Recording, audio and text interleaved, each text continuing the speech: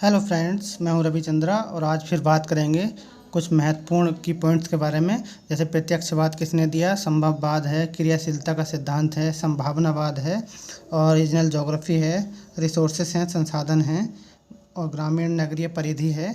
कुछ ऐसे की पॉइंट्स हैं जहां से क्वेश्चंस में आराम से इनके माध्यम से क्वेश्चन को आसानी से कर पाएंगे। चलिए स्टार्ट करते हैं। देखते हैं प्रत्यक्षवाद पूछा जाएगा। पॉजिटिविज्म के बारे में किसने बताया था? तो ये बताया था अगस्त कॉम्टे ने 1820 से लेकर 1830 की सदियों में या वर्षों में।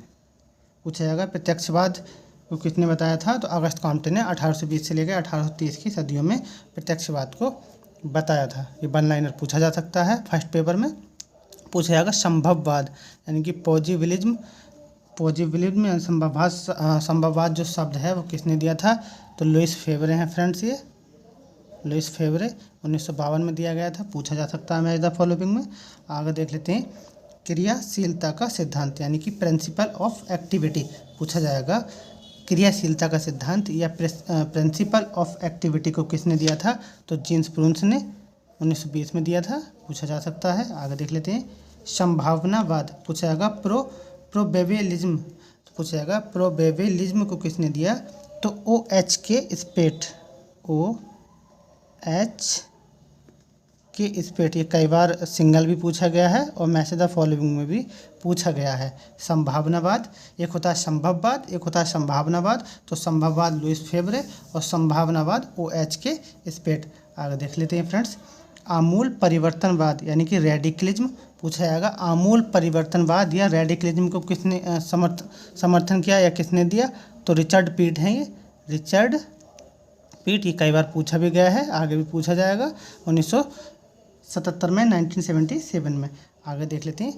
पद आकार नियम यानी कि रैंक साइज रूल पूछा जाएगा। रैंक साइज रूल किसने दिया था? यानी कि पद आकार नियम हिंदी में। और रैंक साइज रूल किसने दिया था? तो ये GK जिफ ने दिया था।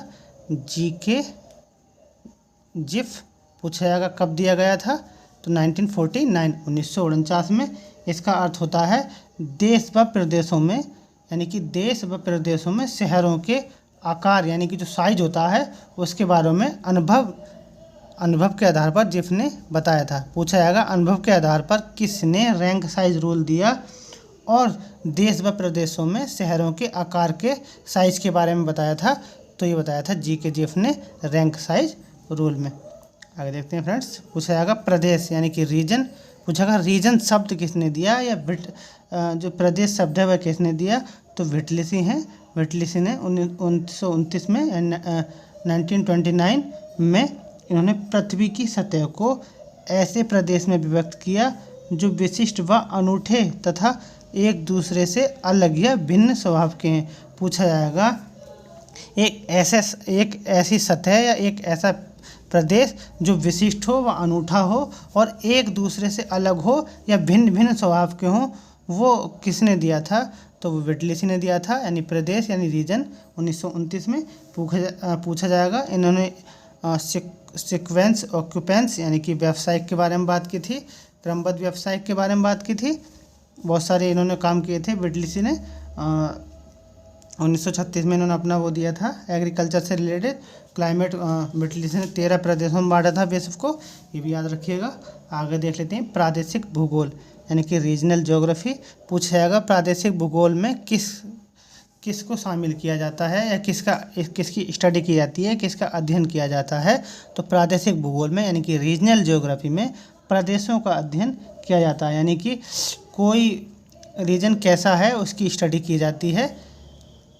यही होता है प्रादेशिक भूगोल या रीजनल ज्योग्राफी। आगे देख लेते हैं। संसाधन यानी कि रिसोर्सेज पूछा जाएगा। संसाधन या रिसोर्सेज का क्या अभिप्राय है? तो यह अवधारणा मानव संतुष्टि के लिए व पूंजी व सामर्थ्य के स्रोतों से जुड़ी है। संसाधन वो होते हैं फ्रेंड्स यानी कि रिसोर्स वो होते हैं जो हम अपनी जो आजीविका होती है उसको चलाने के लिए या उसके जो पूंजी होती है उसको इकट्ठा करने के लिए जो हम कार्य करते हैं संसाधन के माध्यम से, वही हमारा रिसोर्स या संसाधन कहलाता है। आगे देख लेते हैं फ्रेंड्स।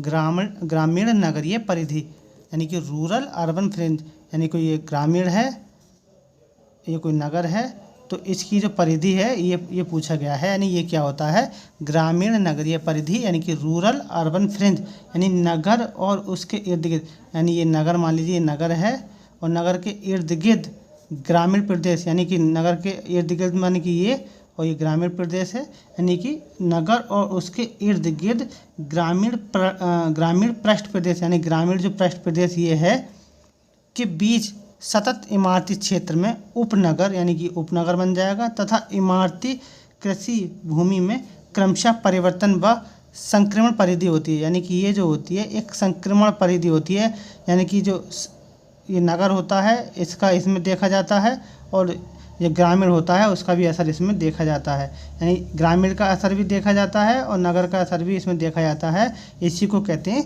संक्रमणीय परिधि। पूछा जाएगा संक्रमणीय परिधि क्या होती है, तो एक नगर या उसके इर्द गिर्द ग्रामीण पृष्ठ प्रदेश के बीच सतत इमारती क्षेत्र में उपनगर तथा इमारती कृषि भूमि में क्रमशः परिवर्तन बनी संक्रमण परिधि होती है, जिसको ग्रामीण नगरीय परिधि या रूरल अर्बन फ्रिंज कहा जाता है। आगे देख लेते हैं फ्रेंड्स। पूछा जाएगा खंड सिद्धांत, यानी कि खंड सिद्धांत सेक्टरल मॉडल पूछा जाएगा। सेक्टरल मॉडल किसने दिया, तो ये होमर हायट ने दिया था। नगर में आंतरिक भूमि उपयोग को खंडों में विभाजित किया। फ्रेंड्स, इन्होंने जो अपनी थ्योरी दी थी वो खंडों में दी थी, सेक्टर, तभी इसको खंड सिद्धांत या सेक्टर मॉडल कहा, जो उसकी आकृति को खंडीय आकृति देता है। होयट ने आबाद भूमि को किराए के लिए मूल्य के आंकड़ों के आधार पर विकसित किया। पूछा जाएगा किसने आवास को किराए के लिए, यानी कोई आवास है, हैबिटाट है, उसको उसके आवास के लिए भूमि को किराए के लिए मूल्य के आंकड़ों के आधार पर विकसित किया। तो फ्रेंड्स ये किया था होमर हायट ने। आगे देख लेते हैं फ्रेंड्स, एक मिनट। पूछा जाएगा जगह स्थान, यानी कि जो जगह स्थान होता है, जगह के स्थान के प्रति आस्था होती है, यानी कि सेंस ऑफ प्लेस होता है, इसका क्या अर्थ होता है, तो सेंस ऑफ प्लेस का क्या अर्थ होता है फ्रेंड्स, उसको देख लेते हैं। तो यह अवधारणा स्थान के विषय में वहाँ के जो बसे हुए लोग होते हैं उनसे जुड़ी होती है। मान लीजिए जहाँ हम रहते हैं, हमारी उस स्थान के प्रति क्या आस्था होती है, वही होती है सेंस ऑफ प्लेस, यानी कि यह अवधारणा स्थान के विषय में वहाँ जो बसे लोग हैं उससे जुड़ी है, जो स्थायी व अस्थायी दोनों भिन्न भिन्न दृष्टिकोणों से प्रभावित देखी जा सकती है। पूछा जा सकता है असर्शन रीजन के माध्यम से कि वह अवधारणा स्थान के विषय में वहाँ बसे लोगों से जुड़ी होती है, क्योंकि स्थायी व अस्थायी दोनों भिन्न भिन्न दृष्टिकोणों से प्रभावित देखी जा सकती है। तो ये भी बात सही है और ये भी बात सही है, ऐसे पूछा जा सकता है। देख लेते हैं अनुवर्ती अधिकरण, यानी कि सिक्वेंट ऑक्यूपेंसी, जैसा मैंने पीछे बताया था। पूछा जाएगा अनुवर्ती अधिकरण या सिक्वेंट ऑक्यूपेंस या रीजन शब्द, ये 2-3 स्टेटमेंट दे दिए जाएंगे और पूछा जाएगा इनमें से कौन सा जो है बेटलिसी का है, तो सिक्वेंट ऑक्यूपेंस है और रीजन है। पूछा जाएगा, इन्होंने बेटलिसी ने 1929 में दिया था। आइए देख लेते हैं स्थानिक विश्लेषण। पूछा जाएगा स्पाशियल एनालिसिस, पूछा जाएगा स्पाशियल एनालिसिस या स्थानिक विश्लेषण को किसने डेवलप किया, तो अनविन थे 1991 में। ये नए हैं कुछ, पूछा जा सकता है। आगे देख लेते हैं सामाजिक अंतरक्रिया, यानी कि स्पाशियल इंटरएक्शन। पूछा जाएगा स्थानिक अंतरक्रिया या स्पाशियल इंटरेक्शन क्या है, तो फ्रेंड्स ये सबसे पहले जान लीजिए।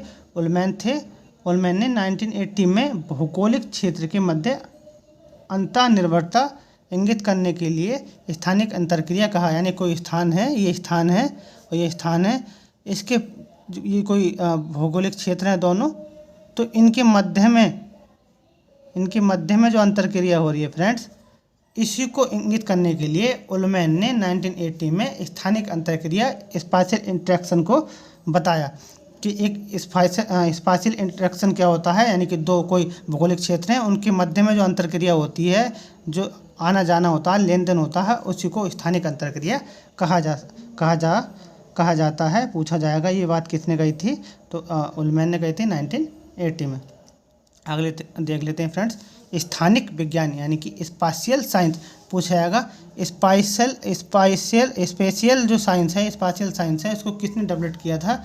तो बेरी और मार्वल ने जो मात्रात्मक क्रांति के दौरान ये प्रत्यक्ष से निकटता से जुड़ी वैज्ञानिक सोच है, यानी जो स्थानिक विज्ञान है, स्पाशियल साइंस है, उसको बेरी और मार्वल ने मात्रात्मक क्रांति के दौरान यह बताया कि यह प्रत्यक्षवाद से निकटता से जुड़ा वैज्ञानिक सोच है। पूछा जाएगा यह किसने बताया? मात्रात्मक क्रांति के दौरान यह किसने बताया था कि यह प्रत्यक्षवाद से निकटता से जुड़ी और एक वैज्ञानिक सोच है? तो ये बताया था बेरी और मार्वल ने। इसको याद कर सकते हैं, बेरी और मार्वल। पूछा जाएगा मात्रात्मक क्रांति के बारे में किसने बताया था? मार्वल ने।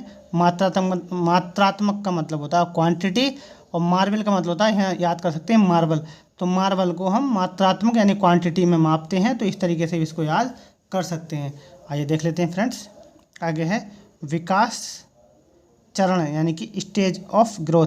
पूछा जाएगा विकास चरणों की अवधारणा किसने दी, यानी स्टेज ऑफ ग्रोथ के बारे जो चरण हैं उसको किसने बताया था? तो रोस्टोव हैं। रोस्टोव ने 1971 में सामाजिक आर्थिक विकास के 5 चरणों को क्रमिक गति का आधार दिया। पूछा जाएगा स्टेज ऑफ ग्रोथ को कितने चरणों में बांटा गया था? तो फ्रेंड्स इन्होंने 5 चरणों में बांटा था और बताया सभी समाज या देश उनसे गुजरते हैं, यानी कोई भी देश हो या कोई समाज हो वो उससे होकर ही गुजरते हैं। जैसे बताया था उन्होंने, परंपरागत समाज है, गैर परंपरागत समाज है, पूर्व उत्प्रस्थान की ओर है और विकासशील है और विकसित देश है। कुछ इस तरीके से इन्होंने विकास चरण अपने दिए थे रोस्टोव ने 1971 में। पूछा जा सकता है कितने चरण थे उनके? तो इनके 5 चरण थे, 5। आगे देख लेते हैं तंत्र। पूछा जाएगा सिस्टम। तो पूछा जाएगा सिस्टम यानी एक तंत्र क्या है, उसके बारे में किसने बताया था? तो चैपमैन हैं, जिन्होंने 1977 में बताया था तंत्र या सिस्टम के बारे में, यानी कि सिस्टम क्या होता है, एक तंत्र क्या होता है, उसके बारे में बताया था चैपमैन ने 1977 में। आगे देख लेते हैं फ्रेंड्स, स्वीकृति या विश्व। पूछा जाएगा स्वीकृति विश्व क्या है? Take for granted word. पूछा जाएगा टेक फॉर ग्रांटेड वर्ड क्या है, यानी कि स्वीकृति विश्व क्या है?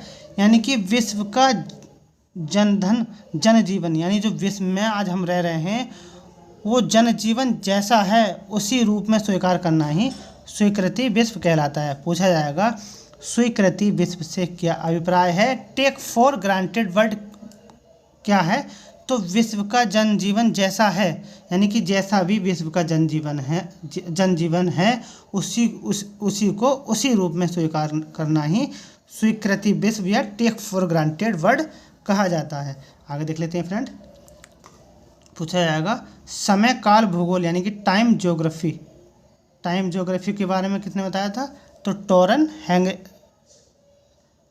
Hanger stand. पूछा जाएगा टोरन हैंगर स्टैंड ने समय काल भूगोल या टाइम ज्योग्राफी के बारे में बताया।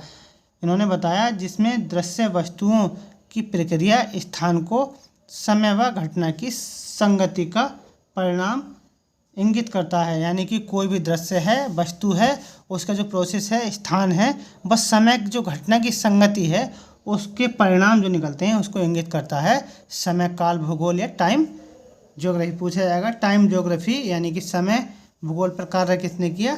तो टोरन हैंगर स्टैंड ने बताया कि ये अभिगम पर आधारित है जिसमें दृश्य वस्तुओं की प्रक्रिया स्थान को समय व घटना की संगति का परिणाम इंगित करता है, यही होता है समय काल भूगोल।